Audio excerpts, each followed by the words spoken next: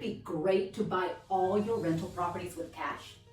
Unfortunately, for many new investors, obtaining financing will be a more likely reality. But what type of financing is best for you and your goals is really the question you should be asking. Today, we will go over many financing options available and give you scenarios of when they would be the best option for you to use. Hi friends, thanks so much for tuning in. If you are new here, welcome to the channel. On this channel, we go over tips and resources for new investors looking to grow their wealth through residential real estate. My name is Sylvia and I am the Associate Broker of Wealth Builders Realty in Boise, Idaho. I am also an investor with over 20 years of real estate experience that I bring to you on this channel weekly. I cover all sorts of investment topics, from types of property you can invest in to beautiful areas of the Boise metro area to consider, and in today's video, how to use the right financing strategy for your real estate investment needs. Before we get into all the types of financing available, let's cover some of the reasons why you would want to finance a rental property to begin with. One of the most obvious, of course, is that not everyone can count on having a wad of cash that will cover the full balance of most anything on the market right now. The U.S. median home price as of this recording sits at an ugly $412,300.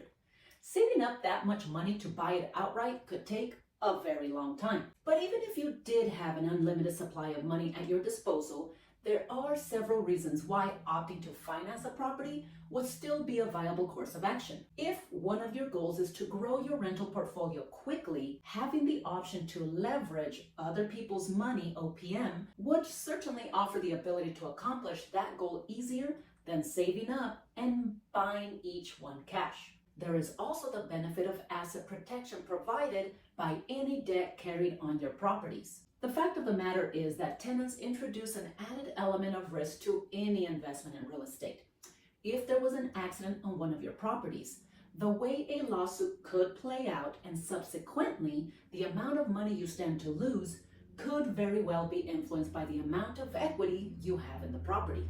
Anyone looking for a large payday would most likely think twice about going after a property saddled with debt versus one with much more equity. So debt doesn't have to be a four-letter word, but knowing what type of debt will allow you to get to your goals is what we are here to learn about. Mortgages come in two different flavors. The first and most common is qualified mortgages, QM, and the other is non-qualified mortgages, non-QM. QM products are typically sold on the secondary market to federal entities like Fannie Mae, Freddie Mac, Ginnie Mae, etc. And because they are the main customer, they can dictate what qualifications a borrower must meet to get funded. Let's start with FHA and VA loans. Both of these loans offer much looser requirements that make it easier for those with lower credit scores or lower debt-to-income ratios, DTI, to qualify. An FHA loan can get you into a property with as little as 3.5% down and a credit score of 580. Plus, where the DTI ratio for other financing would cut you off at 36%, FHA will allow 43% of your income to go toward finance debt. VA, which is geared toward veterans, can go up to 100% financing with a preferred DTI of 41%. And best of all, both these loans will offer the lowest rates out there. Pretty sweet deal, right? Well, that is only if you plan to live in the investment property you are buying for at least 1 year. Because of this requirement, FHA and VA loans make great options for house hackers or even investors purchasing a duplex, triplex, or even a fourplex. So if you are looking for something that you will occupy, take advantage of the lower down payment and lower interest rates. Conventional financing is another wonderful tool that was recently updated to benefit owner-occupied investors. If you had a stronger credit score of at least 620 and a lower DTI of 36%, you could take advantage of the 5% down payment instead of having to come up with the 20% that conventional financing requires. Again, you will have to occupy the property as your primary home for at least a year. But having to come up with only 5% instead of 20% is a fantastic benefit. Plus, the ability to bypass the self-sufficiency test imposed by FHA is just icing on the cake. By the way, VA loans also don't impose the self-sufficiency test. Now, if you were not going to occupy the home, you could still use a conventional loan, only now you are looking at 20% down payment. Still, if you have good credit, stable employment, and a solid DTI, conventional financing will still be your best bet for lower interest rates and lower loan costs. I do have one more QM product I want to touch on, and that is a home equity line of credit, a HELOC, which really functions like a credit card. The most common form of a HELOC would be, as the name suggests, on your own personal home. If you're an investor who owns a home and maybe has some equity in this home, a HELOC would allow you to access that equity and buy something else. Of course, you still need to qualify for this type of credit line. But the advantage of a HELOC is that there is no interest owed on the loan until you actually use it. And most of the time, once you do pull that money out, you are paying a variable interest-only payment on that debt. Many investors will open up a HELOC and save it for when they need it. Should you find an opportunity to buy something, depending on how much money you have available, you can offer cash for what you are buying. The plan would then usually entail refinancing that property once it is rented into a fully amortized loan, thus getting your HELOC money back to use on another property in the future. A word of caution with this strategy: keep in mind that the collateral for this HELOC is your personal residence, not the investment you purchased. Hence, should you run into trouble, it will jeopardize your home. As I hinted earlier, there are some lenders that will offer HELOCs on investment property. Their terms will be a little different than with traditional HELOCs and usually will cross over into non-QM financing, but I did want to make you aware of them. Now, there are many advantages to QM financing. However, there are a few disadvantages for investors. The first major disadvantage is for those investors who do not have a W-2 income. When you are self-employed or a full-time investor, your income is subject to your rentals or your investments. And in the eyes of the bank,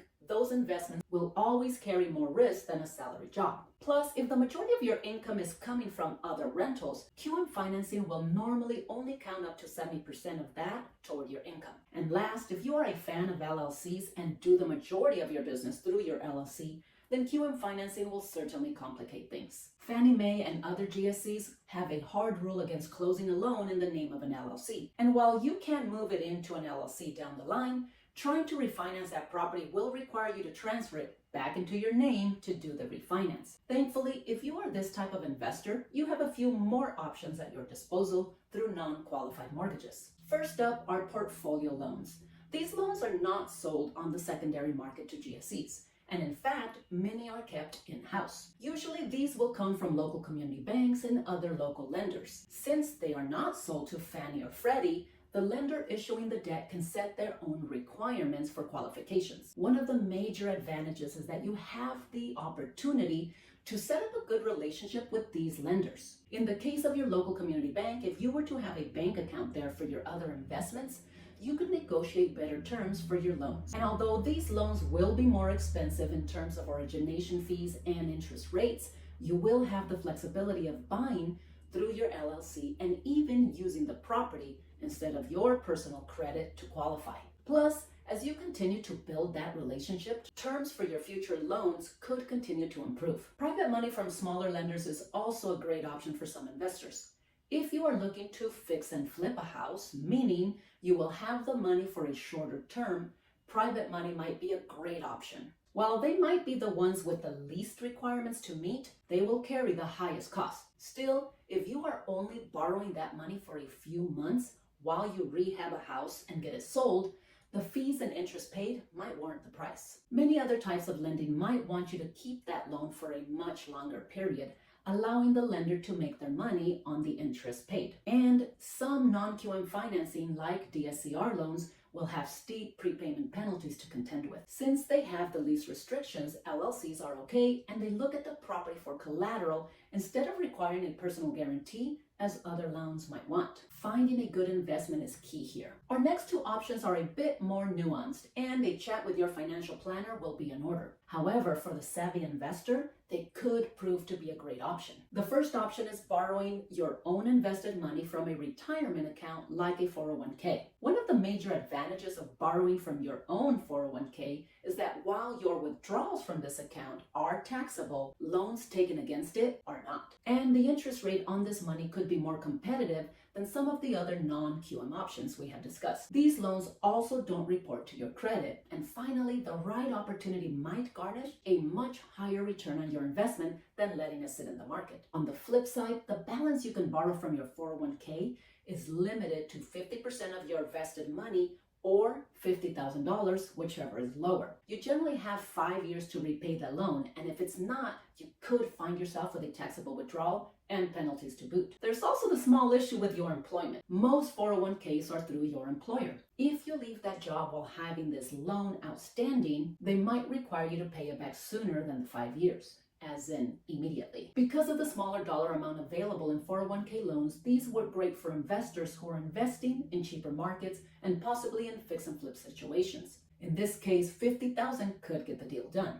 And even other real estate related options could be lucrative for this lower dollar amount. On the other side of the spectrum are IRAs, in specific self-directed IRAs. While the IRS will not allow you to borrow funds from an IRA, you could choose to roll over from a traditional IRA and fund a self-directed IRA that would give you the freedom to invest in real estate. In this case, you can use all the funds from the existing IRA and can still contribute up to the limits of $7,000 and $8,000 for ages 50 and older on a yearly basis. Plus, since this is not a loan per se, there is no interest garnered on this money.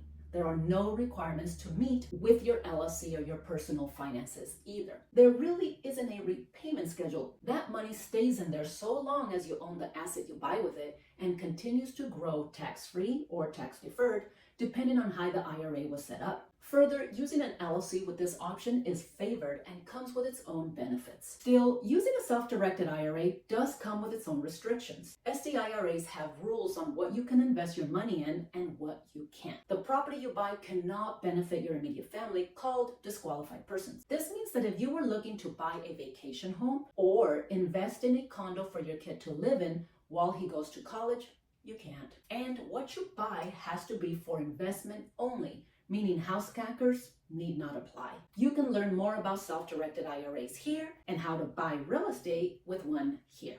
All right, friends, I hope I have given you a few choice options for your next finance opportunity. As you can already tell, financing a property can take on a variety of forms. If you are a W-2 employee, a qualified mortgage might be extremely favorable to you. If you are self-employed or a fan of buying in your LLC, then maybe one of the non-QM options might be better for you. Consider each option carefully and don't discount one over another. You might find that they each come in handy throughout your investment career. Who knows where this real estate journey will take you? Thanks for watching and catch you on the next one.